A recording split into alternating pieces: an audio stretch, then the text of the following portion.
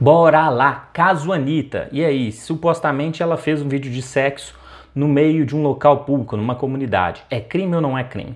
Para responder essa, primeiro vou explicar para vocês o tipo penal que se encaixaria nesse caso. É o ato obsceno do artigo 233 do Código Penal. Praticar ato obsceno em local público, aberto ou exposto ao público. Vamos lá. Praticar. Praticar é da ideia de executar, de fazer algo.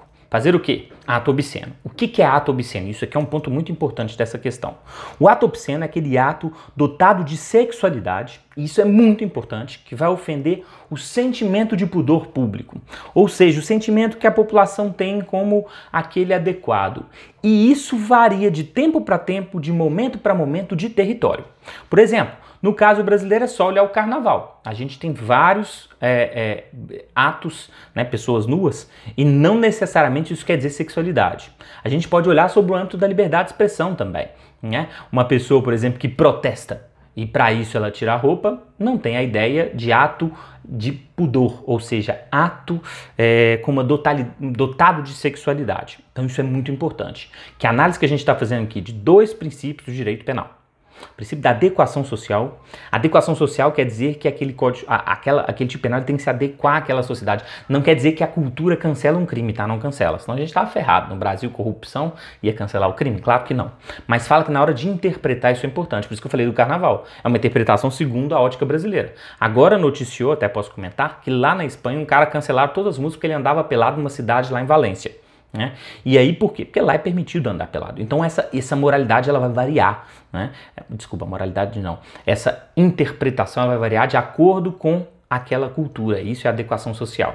Também o princípio da ultima ratio é importante aqui. Lembrem-se sempre, o direito penal só é utilizado em último caso. Ele não serve para qualquer situação. Só se os outros direitos não resolverem o problema é que a gente aciona o direito penal. Isso também é importante. No caso também, a parte do público aberto ou exposto ao público é importante. Por quê? O bem jurídico a se proteger aqui é a coletividade, é o que a gente chama de pudor público. Então é aquele pudor que a coletividade tem como interessante, a gente não quer afetá-lo. Eu não tenho um indivíduo. Tá? Esse crime, ele não tem uma vítima determinada, como acontece no estupro ou na importunação sexual. A gente tem uma vítima indeterminada porque é toda a coletividade. Existem vários crimes assim, tá? Os crimes relacionados a drogas, por exemplo, são assim. Eles não falam de uma pessoa específica, mas a saúde pública, ou seja, a coletividade. Bom, e aqui a gente começa a pensar na resposta da Anitta. Bom, ou melhor, antes até, né? A gente tem que analisar num crime se é fato típico, ilícito e culpável. Fato típico, conduta, nexo, resultado e tipicidade. Na hora da conduta a gente analisa consciência e vontade. Então eu tenho que ver qual que foi o dolo da cantora. Ela sabia que estava tentando contra o pudor público? Ela queria tentar contra o pudor público? Porque se esses dois não estão presentes, não tem dolo, não tem crime, e esse atentado violento ao pudor não tem modalidade culposa, ou seja, não dá para fazer ele sem querer. Então a análise do dolo é importante. Mas eu resolveria ela, na verdade, com a análise dessas duas coisinhas que eu falei. Ato do pudor e o público. Por quê? A doutrina é pacífica e tranquila, que quando a gente fala de público, a gente não faz uma leitura assim, sem interpretação, não.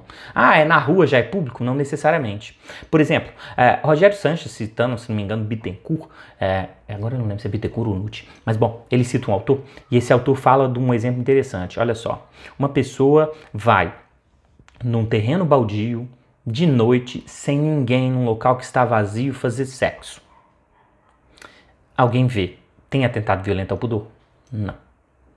Esse local ele não poderia atingir a coletividade mesmo sendo um local público, porque eu não estaria em risco essa ideia de pudor da coletividade. Então no caso da Anitta é importante saber como foi o entorno. Num primeiro momento muitas pessoas falaram que era crime. Como eu demorei um pouquinho a gravar o vídeo até facilitou. Por quê?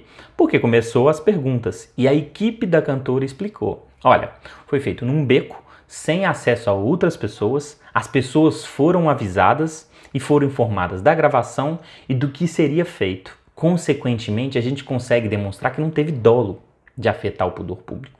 Na verdade, eles tiveram toda uma precaução, inclusive porque era uma questão artística. Inclusive, hoje a gente sabe que, na verdade, não houve cena de sexo, né? Houve uma simulação de sexo.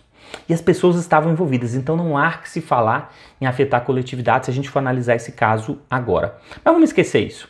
Vamos imaginar, então, que falou assim, vou fazer sexo aqui mesmo, porque eu estava no intervalo, porque eu queria pôr no clipe, eu tanto faz. E aí? Bom, a gente teria que analisar no caso se de fato foi feito num local que todas as pessoas poderiam ver. Porque se fosse num beco, fosse escondido, tivesse avisado, isso estaria descaracterizado.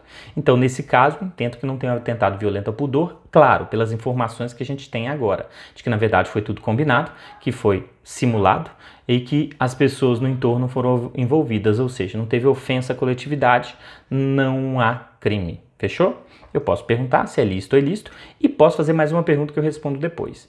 Vamos imaginar que foi feito ali. Alguém gravou e realmente vazou esse vídeo. E aí, tem algum outro tipo de crime? Respondo depois. Tchau!